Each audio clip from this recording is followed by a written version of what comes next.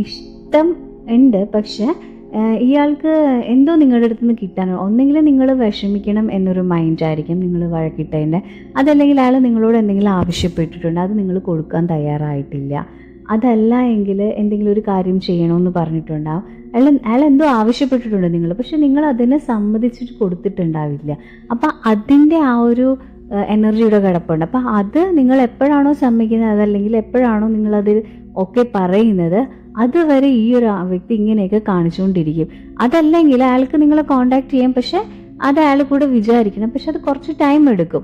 അപ്പോൾ ഈ ഒരു എനിക്ക് വേണ്ടി അത് ചെയ്ത് തന്നില്ല, അല്ലെങ്കിൽ ഞാൻ പറഞ്ഞ കാര്യം അവൾ ചെയ്യുന്നില്ല, അല്ലെങ്കിൽ അവൻ ചെയ്യുന്നില്ല എന്നൊക്കെ ഒരു കാര്യം മൈൻഡിൽ കിടപ്പുണ്ട്.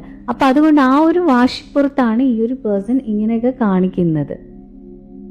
അതുപോലെ തന്നെ ചില സമയത്ത് ഈ ഒരു വ്യക്തിക്ക് തോന്നാറുണ്ട് നിങ്ങളോട് കണക്ട് ചെയ്യണം. അപ്പോഴായിരിക്കും ഉള്ളിലുള്ള കാര്യങ്ങൾ. അപ്പോൾ പിന്നെ വേണ്ട.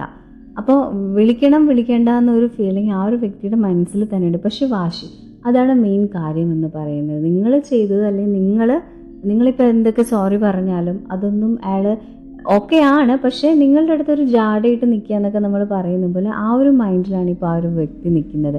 അതിനർത്ഥം നിങ്ങളോട് ഇഷ്ടമില്ല എന്നൊന്നും അല്ല, അയാൾക്ക് നിങ്ങളോട് താല്പര്യമുണ്ട്. പക്ഷേ ഒന്നെങ്കിൽ നിങ്ങൾ പറഞ്ഞൊരു വാക്കുകൊണ്ട് അയാൾക്ക് ഒരുപാട് നൊന്തിട്ടുണ്ടാകും. അപ്പോൾ അതുകൊണ്ട് തിരിച്ചും അങ്ങനെ അവളും കുറച്ച് അനുഭവിക്കട്ടെ, അല്ലെങ്കിൽ അവനും കുറച്ച് അനുഭവിക്കട്ടെ ഒന്ന് ഓർത്തിട്ടാണ് ഈ ഒരു വ്യക്തി ഇങ്ങനെയൊക്കെ കാണിക്കുന്നത്. അപ്പോൾ ചില സമയത്ത് നിങ്ങളെ ഒരുപാട് ആ വ്യക്തിക്ക് മിസ് ചെയ്യുന്നുണ്ട്. ഇപ്പോൾ വിളിക്കാതെ ഇരിക്കുമ്പോൾ നിങ്ങളെപ്പോലെ തന്നെ ആ ഒരു പേഴ്സണും അതേ രീതിയിൽ തന്നെ മിസ് ചെയ്യുന്നുണ്ട്. പക്ഷേ തോറ്റു തരാൻ ഓക്കെ അല്ല ആൾ. അപ്പോൾ അതുകൊണ്ട് വീണ്ടും വിളിക്കണമെന്ന് തോന്നി ചിലപ്പോൾ ഫോൺ എടുത്ത് എടുക്കാനോ തോന്നുകയാണെങ്കിലായിരിക്കും പെട്ടെന്ന് ആ ഒരു പഴയ കാര്യങ്ങൾ ഓർക്കുന്നത്. അപ്പോൾ പിന്നെ വീണ്ടും മാറ്റി വയ്ക്കും. അപ്പോൾ അയാൾക്ക് നിങ്ങളെ മിസ് ചെയ്യുന്നുണ്ടോ എന്ന് ചോദിച്ചു കഴിഞ്ഞാൽ ഡെഫിനറ്റ്ലി അയാൾക്ക് നല്ലതുപോലെ തന്നെ നിങ്ങൾക്ക് മിസ് ചെയ്യുന്ന പോലെ തന്നെ ആ ഒരു പേഴ്സണും നിങ്ങളെ മിസ് ചെയ്യുന്നുണ്ട്.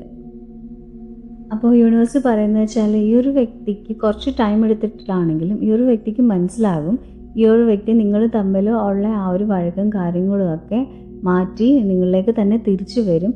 അപ്പോൾ ഒരുപാട് മിസ് ചെയ്യുന്നുണ്ട് നിങ്ങളുടെ ആ ഒരു പ്രസൻസും നിങ്ങളുടെ ഒരുമിച്ചുണ്ടായിരുന്ന ആ ഒരു ടൈമും ഒക്കെ ഈ ഒരു വ്യക്തിയുടെ മൈൻഡിലുണ്ട്. എല്ലാ ദിവസവും നിങ്ങൾ ഓർക്കാറും ഒക്കെ ഉണ്ട്. പക്ഷേ ഈ ഒരു വാശിയുടെ ഇതാണ്, അത് പതുക്കെ ചെല്ലുമ്പോൾ അതൊക്കെ അങ്ങ് മാറും. അയാൾ തന്നെ നിങ്ങളെ കോണ്ടാക്ട് ചെയ്യുമ്പോൾ നിങ്ങളുടെ ആ ഒരു വ്യക്തിയുടെ ലൈഫിൽ നല്ല ഒരു നല്ല ഇഷ്ടവും വളരെ കെയർ ചെയ്യുന്നൊക്കെ ഒരു പേഴ്സൺ ആയതുകൊണ്ട് ആ ഒരു വ്യക്തി നിങ്ങൾ ഒരിക്കലും ഇട്ടിട്ട് പോകുമൊന്നുമില്ല.